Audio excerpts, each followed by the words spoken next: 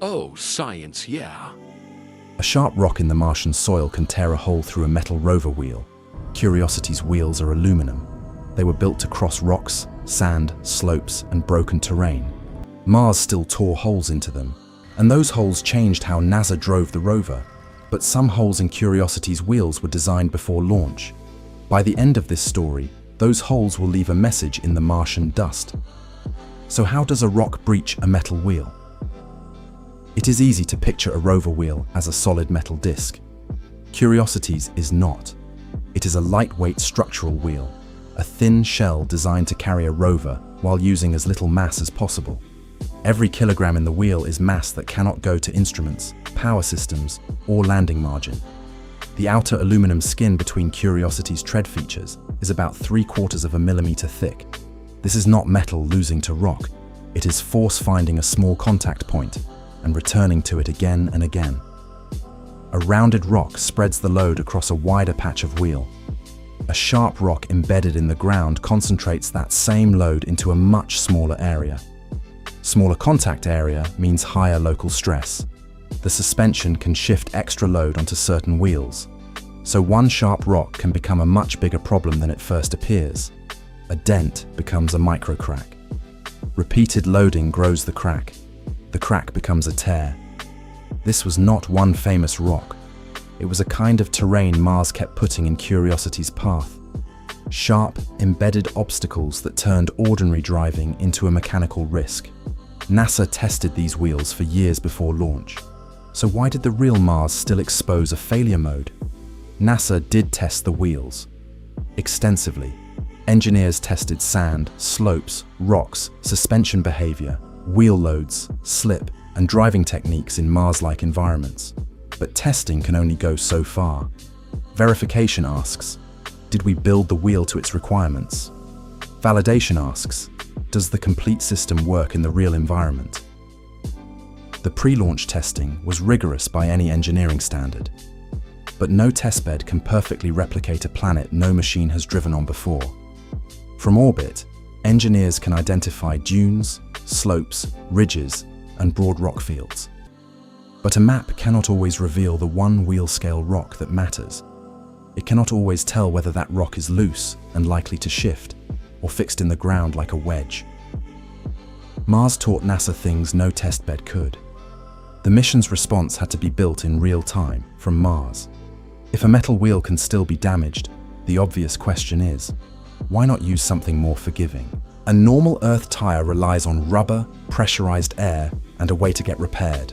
Mars removes the repair system. There is no spare tire, no technician, no roadside recovery. So the wheel becomes an airless, load-bearing structure the mission cannot replace. And once a wheel is no longer a rubber cushion, it needs a different way to grip. Mars is covered in regolith, loose dust, sand, broken rock, and impact debris. It is not pavement. To move across it, a rover wheel applies torque. Its raised tread features, called grousers, press into the soil. The soil resists. That reaction force moves the rover forward. Without those features, a wheel can spin while the rover barely advances. But grousers create a structural compromise. They stiffen parts of the wheel. The thin skin between them remains a seam that a sharp rock can still find. Curiosity has 24 chevron-pattern treads. Perseverance has 48 gently curved treads. This was not simply more tread. It was redesigned wheel geometry, shaped by the terrain that damaged Curiosity. Better traction did not protect the seam between treads, the exact gap a sharp rock could still find. Once damage appeared, NASA had to rethink the entire mobility strategy. Curiosity's wheels could not be repaired. They could only be managed. The response combined more frequent wheel inspections, gentler route planning, revised driving techniques, traction control software, and a redesigned wheel for the next rover. Wheel health became part of every route decision. Then NASA added software. Engineers at the Jet Propulsion Laboratory developed traction control that uses real-time suspension data to estimate how each wheel is contacting terrain. Instead of commanding all wheels to turn identically, the the system can adjust individual wheel speeds. Engineers call one condition a wheelie. A climbing wheel can lose contact with a rock and begin free spinning. That shifts more load onto the wheels still carrying the rover. This is not a motorcycle-style wheelie. It is a local contact problem. The software detects that condition and adjusts individual wheel speeds to restore contact. In a controlled flat terrain test at the Jet Propulsion Laboratory, with a force torque sensor beneath the wheel, traction control reduced leading wheel loads by 20% and middle wheel loads by 11%. That is a significant reduction under controlled conditions. In real terrain, the exact benefit changes with slope, rock shape, and soil conditions. But the principle is clear. Software can reduce the force a mechanical system puts into the wrong place at the wrong moment. Curiosity revealed the failure mode. Perseverance inherited the redesign. Damage explained one mystery, but these marks explain another. But even without wheel damage, Curiosity would still crawl. The deeper reason is uncertainty about where it really is. On flat, hard ground, Curiosity's top speed is about 4 centimeters per second, roughly 1/10 of a mile per hour. That is a mechanical ceiling, not a normal science day. A rover may move 0 meters because it is drilling, imaging, analyzing, charging, or checking its position beside a valuable target. Each drive starts with an image, a map, and a hazard check. The team picks a route. The rover drives a short distance, then it stops to confirm where it actually ended up before the next science activity or drive segment. Then it repeats. There is no real-time joystick. Signals take minutes to travel between worlds, so commands must be planned on Earth, executed on Mars, and reviewed after the data returns. Slow driving is not only caution, it is a response to uncertainty about position, about terrain, and about what the wheels will encounter next. And when a rover does not know exactly where it is, a faster vehicle does not automatically solve the problem.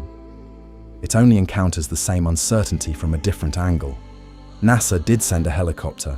Ingenuity flew 72 times, scouting terrain ahead of Perseverance. But flying did not remove the navigation problem. On its final flight, Ingenuity descended over relatively featureless sand ripples. Its downward-looking camera could not find enough distinct surface features to track.